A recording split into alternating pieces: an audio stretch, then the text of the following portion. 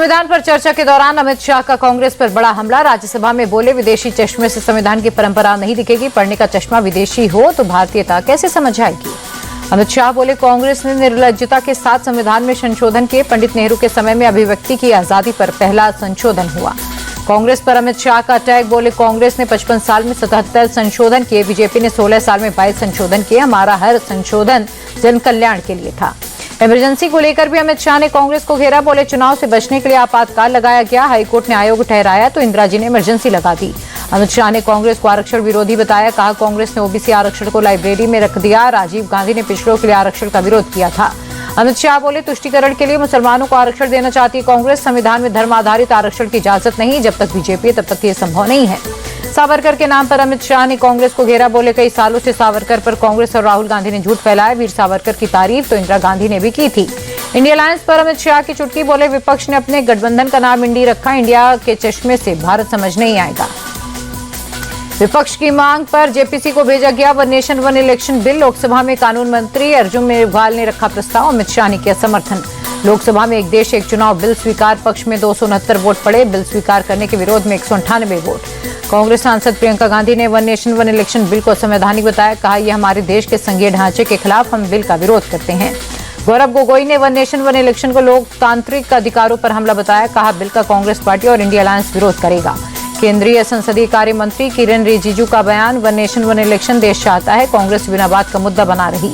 केंद्रीय मंत्री गजेंद्र सिंह शेखावत बोले, हर सुधार का विरोध करने वाली मानसिकता के साथ काम करता है विपक्ष। एक बार फिर उनकी मानसिकता उजागर हो गई। One nation one election bill को गिरिराज सिंह ने देश के विकास में मददगार बताया। कहा, इस बिल का सभी सांसदों को समर्थन करना चाहिए। वन नेशन वन इलेक्शन पर बोले शिवपाल यादव, समाजवादी पार्टी इसके विरोध में ये देश में तानाशाही ला रहे हैं और लोकतंत्र को खत्म कर रहे। एआईएमआईएम ने बिल का विरोध किया। ओवैसी ने बिल को लोकतंत्र के खिलाफ बताया। एक राष्ट्र एक चुनाव विधेयक पर हरियाणा सरकार की मंत्री श्रुति चौधरी ने कहा, ऐतिहासिक कदम। पीएम मोदी ने भारत को मजबूत नेतृत्व दिया है। शिवसेना यूबीटी सांसद प्रियंका चतुर्वेदी ने वन नेशन वन इलेक्शन को बताया संविधान विरोधी। कहा, इससे केंद्र और राज्य सरकार के बीच तालमेल खत्म होगा, फालतू में पैसे बर्बाद होंगे। एक राष्ट्र एक चुनाव विधेयक पर मतदान के दौरान अनुपस्थित रहने वाले लगभग 20 सांसदों को नोटिस जारी कर सकती बीजेपी। सभी सांसदों को सदन में उपस्थित रहने का था निर्देश।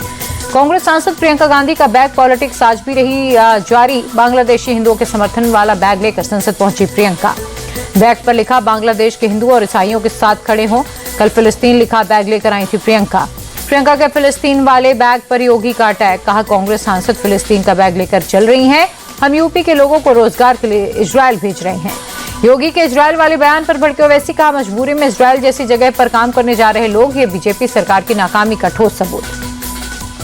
19 दिसंबर को संसद में कांग्रेस सांसदों की बैठक। कांग्रेस संसदीय दल के सांसदों की बैठक की अध्यक्षता करेंगे राहुल। नागपुर विधान भवन में मुख्यमंत्री देवेंद्र फडणवीस से मिले उद्धव ठाकरे। तीसरी बार मुख्यमंत्री बनने पर शुभकामनाएं दी। उद्धव ठाकरे का फडणवीस सरकार पर हमला। नागपुर में बोले, ये ईवीएम की सरकार है, इसलिए जीत के बाद जश्न नहीं। प्रशांत किशोर की पार्टी जनसुराज को बड़ा झटका। पार्टी की कोर कमेटी से पूर्व सांसद देवेंद्र प्रसाद यादव और मुनाजिर हसन का इस्तीफा। दोनों पूर्व सांसदों ने प्रशांत किशोर के काम करने के तरीके पर सवाल उठाए। कहा, भी कोर कमेटी से इस्तीफा दिया है, पार्टी से नहीं। 23 दिसंबर से प्रगति यात्रा निकालेंगे बिहार के मुख्यमंत्री नीतीश कुमार। पश्चिम चंपारण से शुरू होकर 28 दिसंबर तक 5 जिलों में होगी यात्रा।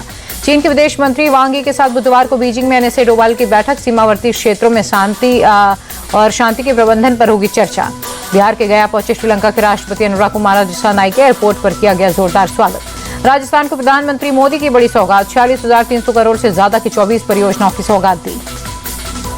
भजनलाल सरकार के 1 साल पूरे होने पर पीएम मोदी ने की सरकार की तारीफ। कहा, बीते 1 वर्ष में राजस्थान के विकास को नई गति मिली है। पीएम मोदी ने हरियाणा और महाराष्ट्र के चुनाव परिणामों का जिक्र किया। कहा, यह दिखाता है कि बीजेपी कार्यकर्ताओं की मेहनत और जनता जनार्दन को बीजेपी में कितना विश्वास है। संभल में एक और हिंदू मंदिर मिला। 32 साल से बंद पड़े राधा कृष्ण मंदिर का पता चला 1992 में दंगों के बाद से बंद था। संभल में बुलडोजर एक्शन पर भड़के सपा सांसद जियाउर रहमान बर्क। बोले, कुएं की नहीं, देश की एकता तोड़ने के लिए संविधान की खुदाई हो रही। बर्क बोले, मंदिर पर किसी भी तरह का अतिक्रमण नहीं। मुसलमानों ने 46 साल मंदिर की रखवाली की। संभल के बाद वाराणसी में मिला पुराना मंदिर। मुस्लिम बहुल मदनपुरा इलाके में 250 साल पुराने सिद्धेश्वर महादेव मंदिर के होने का दावा। खबर मिलते ही मंदिर खुलवाने की मांग। सनातन रक्षक दल के लोग मंदिर के पास पहुंचे। शांति बनाए रखने के लिए पूरे इलाके में बड़ी तादाद में पुलिस फोर्स की तैनाती। दिल्ली के चांदनी चौक इलाके में सड़कों पर उतरे व्यापारी। बांग्लादेश में हिंदुओं पर हो रहे अत्याचार को बंद करने की मांग की। गुरुग्राम में मशहूर रैपर बादशाह का चालान। रॉन्ग साइड और रैश ड्राइविंग पर ट्रैफिक पुलिस ने 15,000 रुपए का काटा चालान। दिल्ली के कुछ स्कूलों को आज फिर मिली बम वाली धमकी। साउथ दिल्ली और नॉर्थ वेस्ट दिल्ली के स्कूलों को दी गई धमकी। देश की राजधानी में शीतलहर के चलते गिरा टेम्परेचर। लोधी रोड इलाके में धुंध छाई। जम्मू कश्मीर में फ्रीजिंग पॉइंट से नीचे पहुंचा टेम्परेचर। श्रीनगर में कई जगहों पर जमी दिखी बर्फ की परत। गाबा टेस्ट में फॉलोऑन बचाकर टीम इंडिया ने बचाई अपनी लाश। चौथे दिन 9 विकेट के नुकसान पर बनाए 252 रन।